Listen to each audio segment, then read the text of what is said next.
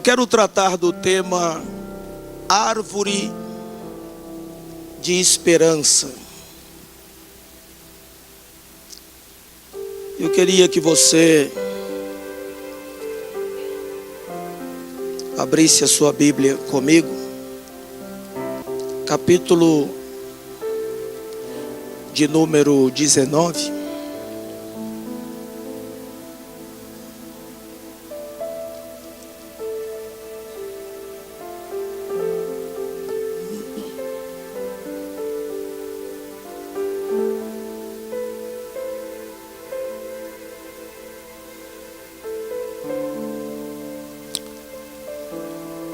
Mostra aí para a pessoa que estiver mais pertinho de você, sua direita ou a sua esquerda. Talvez a pessoa não trouxe Bíblia, ou trouxe, mas não está muito familiarizada. Você pode ajudar ela a encontrar o texto que está no Evangelho de João. Essa é uma passagem que está nos 4 Evangelhos. E é o acontecimento que dividiu a história no meio, entre antes de Cristo e depois de Cristo.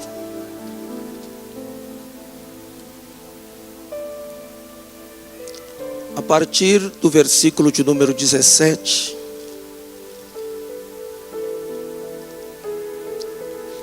diz assim: tomaram eles, pois, a Jesus,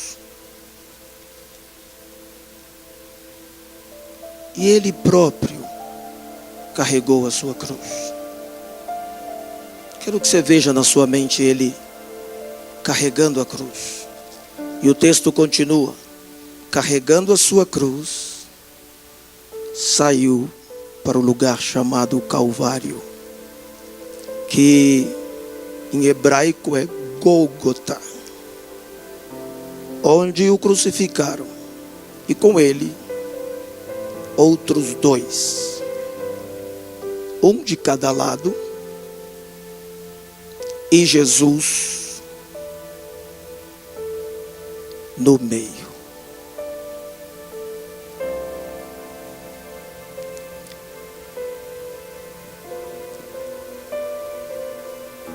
O acontecimento mais importante da história da humanidade não foi o homem ter pisado na lua, foi Deus ter pisado na terra. Deus se fez homem e viveu entre nós. Para ele só tem 2 dias, porque para Deus um dia é como 1000 anos, e 1000 anos como o dia de ontem que se passou.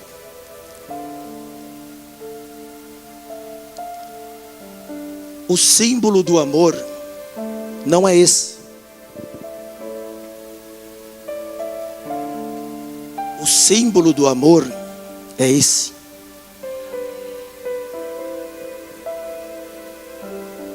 É a cruz. Você sempre quis que alguém morresse de amor por você, pois já tem 2000 anos que o Rei dos Reis morreu de amor por você na cruz do Calvário. Diga para a pessoa que está do seu lado: você é muito amado. A palavra de Deus nos fala que desde que a primeira família pecou, o pecado passou a todos os homens. E desde então, o que o homem vem fazendo é acumular pecados. Os pecados ofendem tanto o mundo espiritual, ofendem tanto a Deus, que na lista que Paulo diz, que Paulo descreve das coisas que não podem nos separar de Deus, ele omite a palavra pecado. Ele disse: a morte não pode te separar de Deus, a vida não pode te separar de Deus, o passado não pode te separar de Deus, o futuro não pode te separar de Deus, os anjos não podem te separar de Deus, os demônios não podem te separar de Deus, nenhuma outra criatura pode te separar de Deus, do amor de Deus que está em Cristo Jesus. Ele só não diz pecado, porque Isaías 59, versículo 2, Deus disse: os vossos pecados têm feito separação entre vós e o vosso Deus. Porque Deus, sendo santo, não pode contemplar pecado. Diga contemplar. Deus não pode olhar para o pecado. Diga olhar. Então, como Deus não pode olhar para o pecado, e a nossa vida ficou toda contaminada desde o Gênesis pelo vírus do pecado, ao ponto do salmista dizer no Salmo 51, a gente já nasce com o pecado, em pecado me concebeu minha mãe. Então Deus ficou impedido de vir ficar com a gente. Nós sempre nos perguntamos como ficou Adão depois que Deus teve que pôr ele para fora do Éden. Mas nós nunca nos perguntamos como ficou Deus sem poder estar no meio do seu povo e o matar. Um dia Moisés disse: venha, eu quero ver tua face, eu não aguento mais, eu já vi tuas mãos, eu já vi o mar se abrir, eu já vi, agora eu quero ver a tua face. E Deus falou: Moisés, eu não posso. Se eu vier, Moisés, e deixar você ver minha face, você cai morto. Ninguém pode ver minha face e viver. Mas então que seja, mas eu quero ver, eu não aguento mais. Porque ele tinha experimentado um pouquinho. Eu quero ver. E Deus falou: então tá bom, vou te colocar na fenda da rocha. Enfiou Moisés na fenda. E vou fazer passar toda a minha bondade diante de ti. E depois eu vou tirar a minha mão. Porque eu vou colocar a minha mão para que você não morra. E vou passar com toda a minha bondade, grandeza, majestade. E depois que eu tiver passado, eu tiro minha mão. E você me verá pelas... Não conhece o texto bíblico? Me verá pelas costas, para que não morras. Quando Deus passou, Moisés saiu ele estava enfiado na rocha com a mão de Deus tampando. Aí passou. Aí Moisés, Deus tirou a mão. Aí Moisés saiu. Coração. Vou ver Deus pelas costas. Aí ele sai e olha. Naquela hora Moisés entendeu porque os serafins, que são seres cósmicos, celestiais, que ficam mais próximos de Deus, eles olham para Deus e dizem: santo! Aí olham de novo: santo! Isso é assim sem parar. Eu não sei se eles veem uma cor que a gente nunca viu, se ouve um som que nós nunca ouvimos, se sente algo que nós nunca sentimos. Eu sei que eles foram criados só para admirar Deus. E dia e noite eles ficam dizendo: santo, santo, santo é o Senhor dos exércitos. Toda a terra está cheia da sua glória.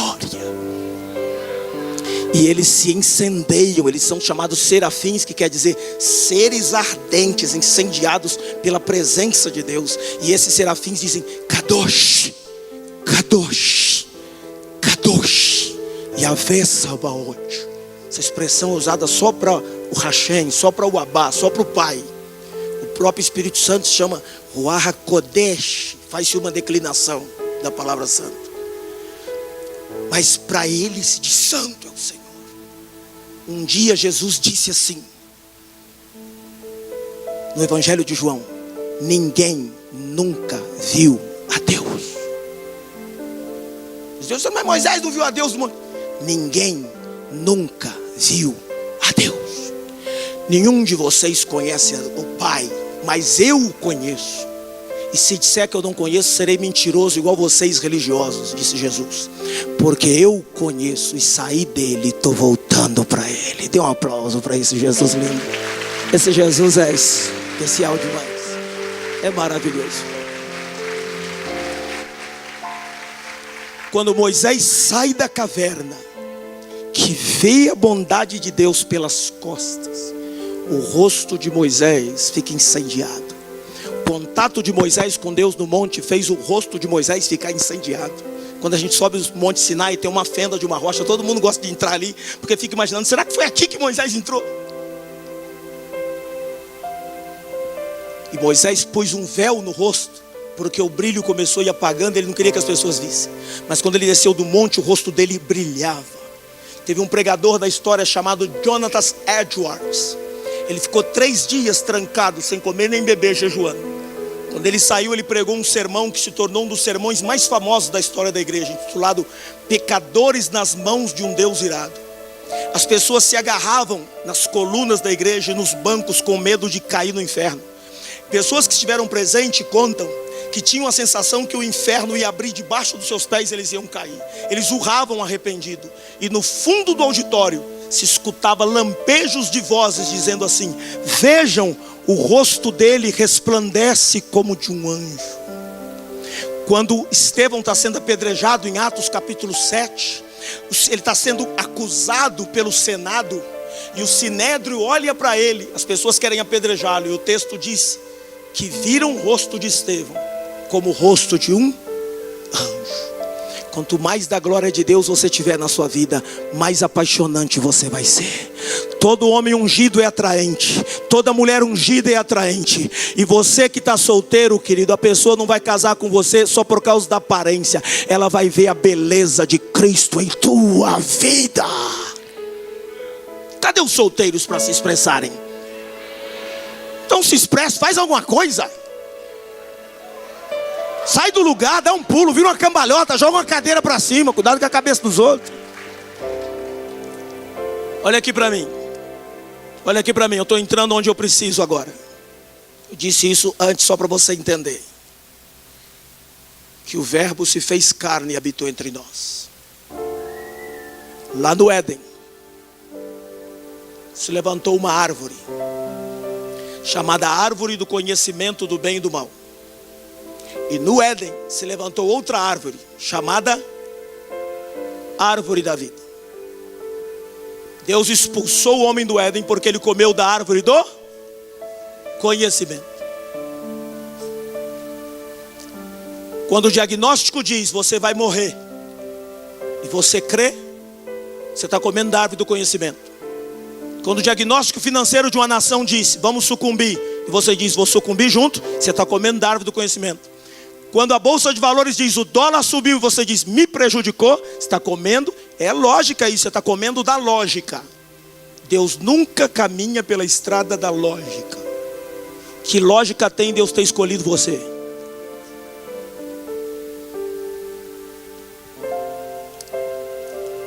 A árvore da vida estava lá também. O homem estava proibido de comer da árvore da vida? Sim ou não? Por que não comeu? Era criptonita ingerida e transformada em algo positivo. Ele não ia nunca mais morrer. Ele não comeu. Porque o que pode fazer as pessoas não querem. Elas querem os que não podem.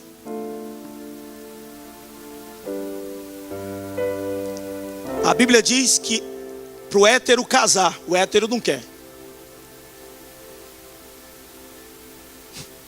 Quem está casado aqui, levanta a mão. A Bíblia diz que é para fazer sexo de manhã, de tarde, de noite, se aguentar. Aí não quer. Quem é solteiro aqui? A Bíblia diz que não pode fazer ainda. Aí você quer.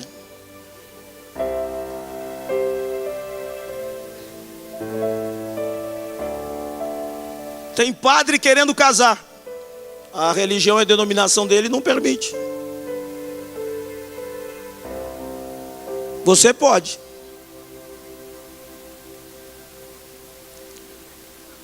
Você não fez voto?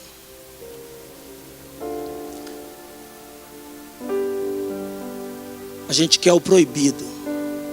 O pão comido às escondidas, como diz Provérbios. As águas roubadas, como diz Provérbios. O errado.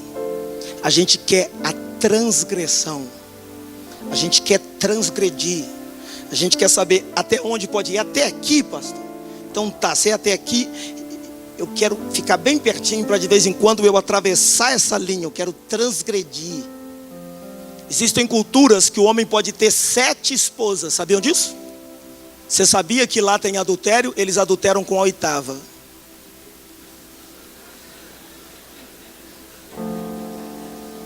Porque a gente quer transgredir. Quando você não pode, o coração pulsa mais forte. Esse negócio aqui está errado, então está errado. A árvore da proibição, do bem e do mal. Agora a árvore da vida ele não comeu. Quando comeu da árvore do conhecimento do bem e do mal, porque Deus conhece o bem e o mal e não se contamina. Mas o homem, para conhecer o bem e o mal, para experimentar, ele é contaminado pelo mal. Não tem outro jeito de ele conhecer. E o homem, e o Satanás falou: você vai ser igual a Deus conhecendo o bem e o mal. Ele experimentou e foi contaminado. Aí a árvore da vida não comeu. Sabe onde aparece a árvore da vida de novo? Lá no livro do Apocalipse, no céu.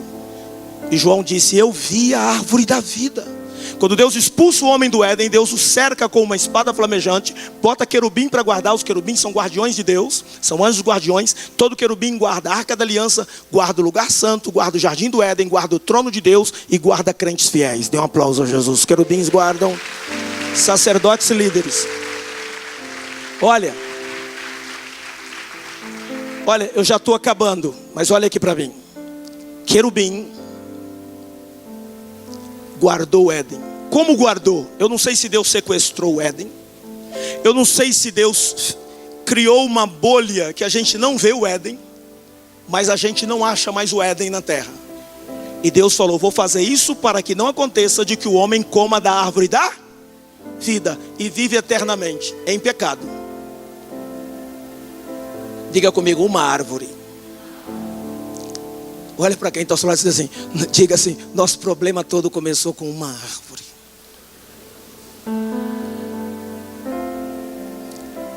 Agora eu vou te contar uma coisa, porque muitos gostam de falar assim: culpa do Adão, pastor. Eu não estava lá, culpa dele. A Bíblia diz que geneticamente você e eu estávamos em Adão, e geneticamente você e eu estávamos em Eva. A ciência provou agora que existe uma célula no corpo humano, que é a célula que vem da genética materna. E a ciência, não é Bíblia, não é crente, não é ciência, provou que toda a humanidade tem que ter vindo, não tem outra maneira, de uma única mãe, de uma única célula mitocondrial. Se eu falei no nome, vocês me perdoem. Corrijo domingo que vem. É a ciência, não é a Bíblia. É uma célula que é a célula materna, e a ciência diz: todos viemos de uma só. E o nome Eva significa mãe de todos os viventes. Dê um aplauso para esse Deus magnífico. Não deixa a boca fechada não, para esse Deus. Olha, mas há 2000 anos atrás, numa montanha chamada Gólgota, ou Calvário, se levantaram 3 árvores. E a árvore do meio tinha um fruto pregado nela. E olha como a Bíblia é poética. Lá em Apocalipse, João disse: vi a árvore da vida. O seu fruto dá saúde para as nações. O seu fruto, as suas folhas são para a saúde das nações. Seu fruto sustenta, alimenta as nações. Quem é o fruto da vida? Ele disse: eu sou o caminho, a verdade e a vida. Quem não tem Jesus está só existindo, mas não está vivendo. Ele disse: venham a mim para ter vida, e vida com abundância. Pois o fruto que estava nessa árvore, a primeira árvore, a do Éden, trouxe desgraça para a humanidade. A segunda, a do Getsemane, trouxe esperança para a humanidade. Há uma árvore de esperança, e o fruto que estava nela é o fruto da vida. A cruz está vazia, a árvore ficou lá, mas aquele que estava nela está aqui com a gente hoje à noite e vai para sua casa com você.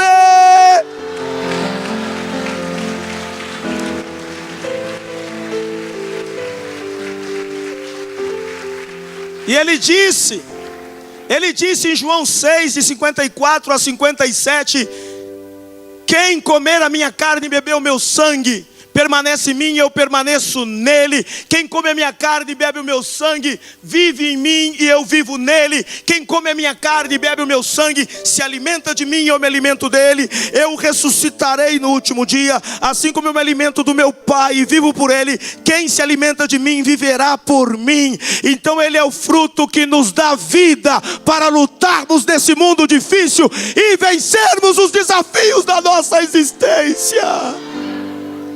Escutem, meus amigos, senhoras que vieram aqui, famílias, a esperança não é a última que morre. A esperança é aquela que ressuscitou no domingo de manhã. A árvore de esperança é a cruz, e a esperança da árvore é Jesus. Dê um aplauso para ele e se expresse com a sua boca. Ele é a nossa esperança. Paulo disse a Timóteo, Cristo Jesus, esperança nossa. Mas sabe qual é o nosso problema? A gente vai perdendo o relacionamento com Jesus. O brilho vai apagando. Olha aqui para mim. Desde que o mundo é mundo, o homem só acumula pecados. E quando faz sacrifícios para tirar o pecado, só comemora o pecado. Hebreus 10, 2 e 3. Comemora. Agora olha aqui para mim. O sangue de touros e de bodes fazia expiação sobre o pecado. Diga expiação. Diga expiação. O que é expiação? Vou explicar isso e a gente ora. Vou tocar num ponto que nos dói. Acidente de trânsito. Expiação é cobrir. Quando acontece acidente de trânsito, você passa com o seu carro, você não vê os corpos expostos. Se já chegaram as autoridades, o que eles fazem? Para as famílias irem passando ali. Às vezes tem criança nos carros que vão passar. Eles pegam um tecido, um pano, um plástico e me ajudem aí, me ajudem a pregar. Eles fazem o quê? Eles cobrem para que a gente para não se chocar.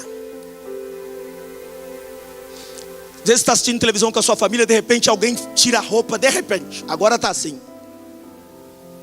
Você está com a criança pequena, aí às vezes você bota assim a mão ou muda de canal. Você encobre, você põe a mão, encobre para que não choque, para não chocar. Não vê para não chocar, para não agredir. É uma agressão.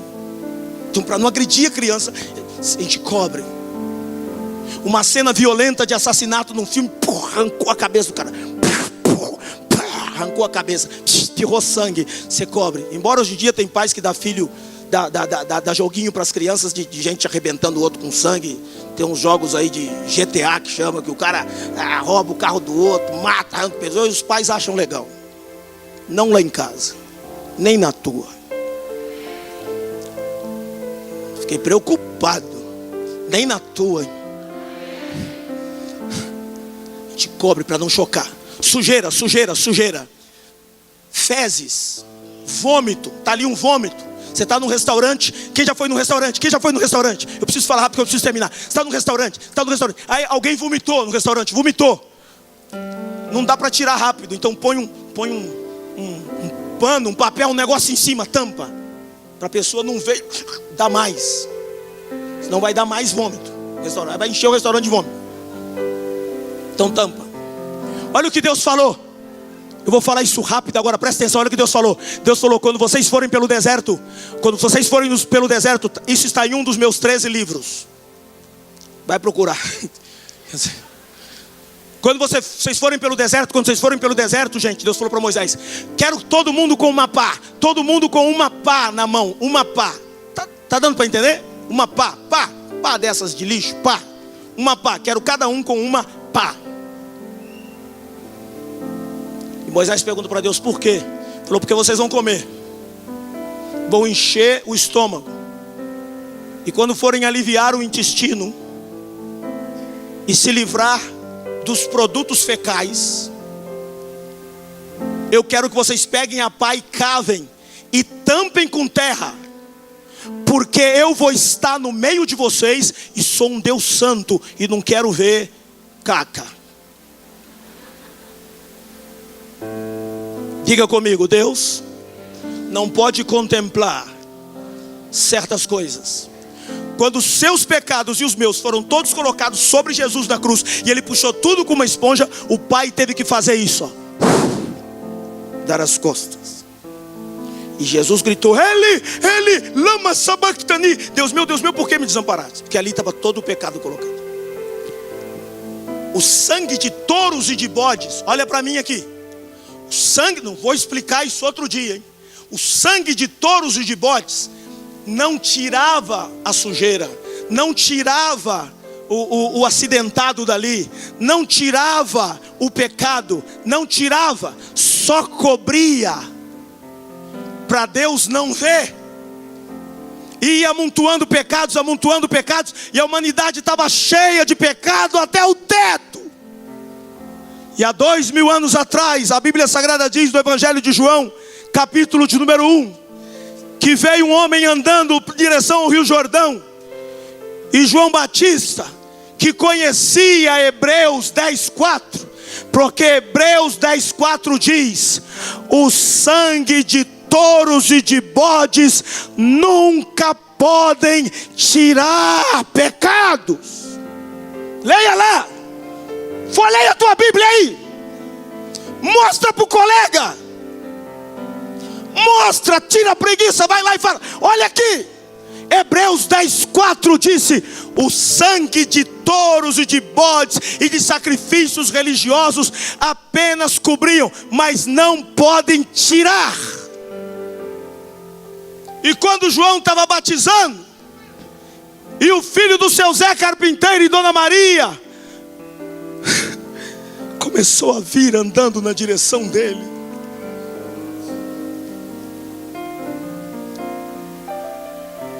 João gritou, sentindo a mesma presença que ele sentiu no ventre da mãe, quando Maria foi visitada por Isabel, e que a criança saltou de alegria dentro do ventre. Agora João Batista sente a mesma presença de novo, e grita: atenção! A palavra eis quer dizer atenção. Eis! Todo mundo olhou. Jesus vinha. Não era o Mbappé, não era o Lukaku, não era Neymar. E ele vinha, eu creio que ele vinha com o rosto, com um sorriso aberto. E João disse, está em João capítulo 1, versículo de número 29. Eis o Cordeiro de Deus, que não só cobre, ele tira o pecado do mundo.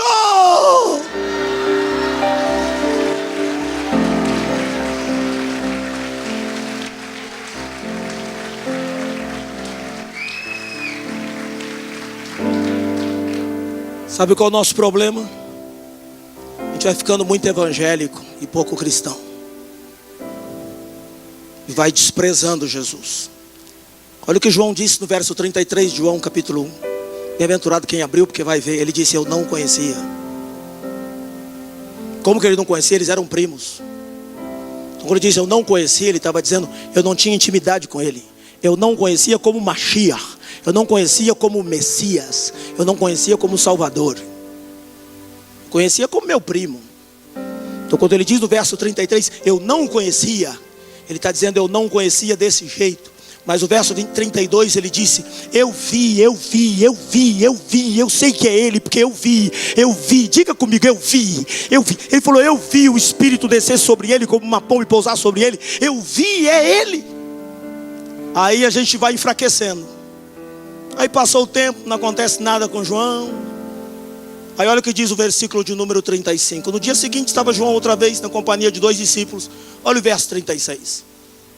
E vendo Jesus passar, disse, aí ó, o Cordeiro de Deus aí. Cordeiro de Deus. Onde é que foi parar a frase que tira o pecado do mundo? Sabe, depois de um tempo na igreja, Cordeiro de Deus que tira o pecado, é só o Cordeiro de Deus. Que é Jesus, meu amigão, Yeshua, Yeshua. Joga a Bíblia em qualquer lugar, masca chiclete com a boca aberta na hora do culto. Te perde a admiração. A gente perde esse impacto que os serafins têm até hoje, que não para de ficar impactado, dizendo santo, santo é o Senhor dos Exércitos.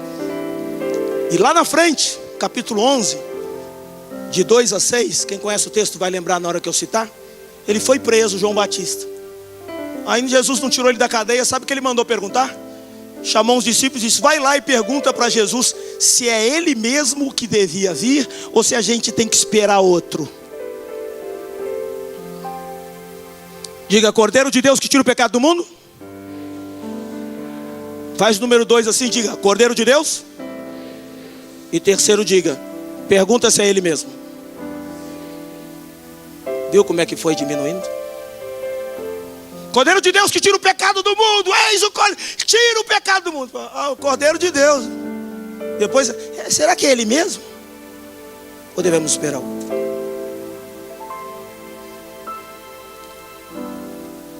Você não reparou isso, eu sei. Você não é obrigado, você não é teólogo. Mas Romanos capítulos de 1 a 16 tem duas etapas. Numa etapa aparece a palavra pecado no singular, e noutra etapa aparece a palavra pecados no plural. Você não tem como reparar isso. Você não tem nem obrigação disso. Nós cometemos pecados por causa do pecado. O pecado que habita em nós, chamado pecado original, de Salmo 51, que o salmista disse: em pecado me concebeu minha mãe. Você não é pecador porque você peca. Você peca porque você é pecador. Há uma tendência em você que te puxa para o pecado. O certo a criança tem que aprender, o errado ela faz sozinha, ninguém ensina. A gente gosta do errado, do mal feito. Nossa natureza quer ir para o mal feito. Mas hoje à noite tem uma árvore de esperança, porque o Cordeiro de Deus que tira o pecado do mundo está aqui. E Ele quer tirar a raiz do pecado de você, para que você viva na presença dele.